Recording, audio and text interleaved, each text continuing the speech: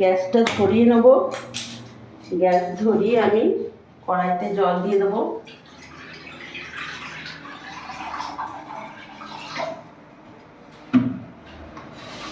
ওলটাকে আমি এইভাবে চৌকো চৌকো করে কেটে নিয়েছি।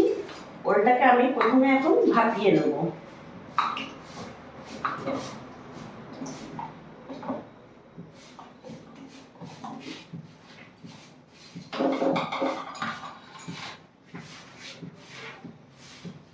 লবণ দিয়ে দেবো।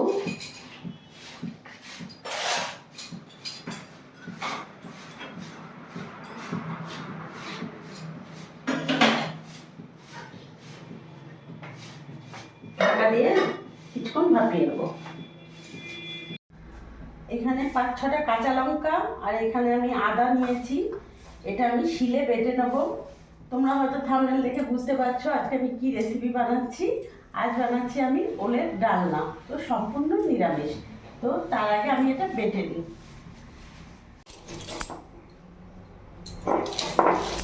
ঝালটা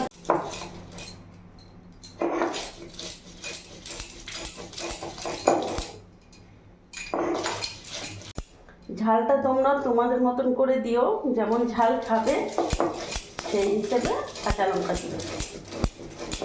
কড়াইটা বসিয়ে নিয়েছি। এখানে ওলটাও ভালো করে সেদ্ধ হয়ে গেছে। কড়াই গরম হয়ে গেছে, সর্ষের তেল দিয়ে দেবো। তেল গরম হয়ে গেছে, তেলের মধ্যে কেটে রাখা ডুমো ডুমো করে আলুগুলো দিয়ে দেবো।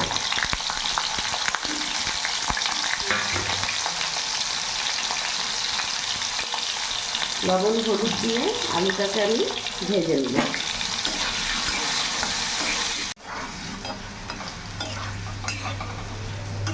আলুটা লাল লাল করে ভাজা হয়ে গেছে, এবার আমি নামিয়ে ফেলবো।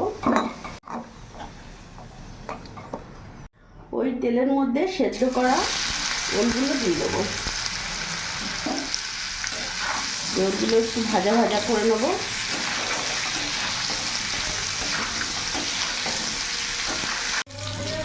ওলটা ভাজা হয়ে গেছে, এবার নামিয়ে ফেলবো।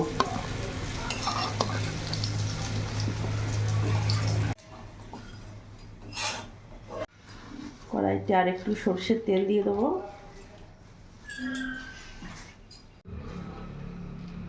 তেলের মধ্যে ফোড়নে দিয়ে দিলাম গোটা জিরে, লঙ্কা,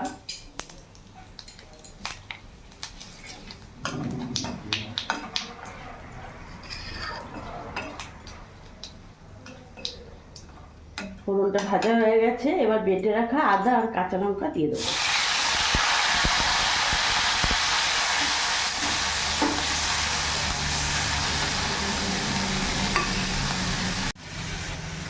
লবণ, হলুদ, ধনে গুঁড়ো, জিরে গুঁড়ো,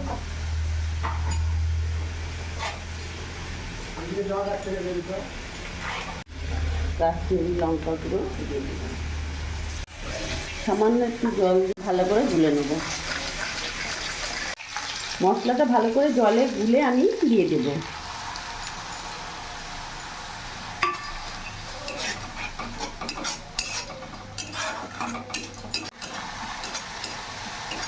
মশলাটা বেশ ভাজা ভাজা হয়ে গেছে, এবার ভেজে রাখা ওল, কচু, আলু সব দিয়ে দিলাম।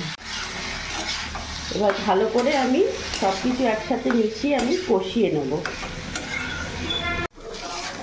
ভালো করে কষানো হয়ে গেছে, এবার আমি জল দিয়ে দেবো।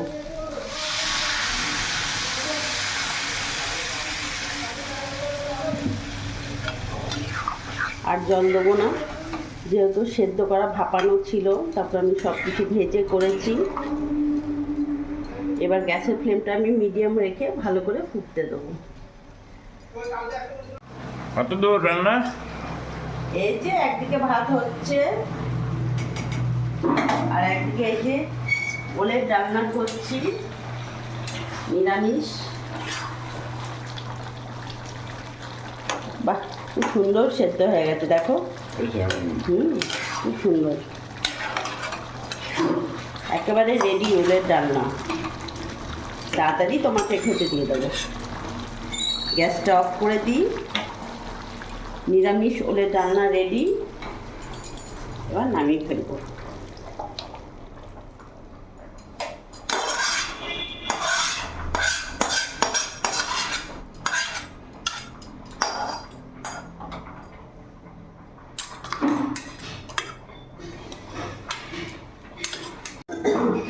Ready.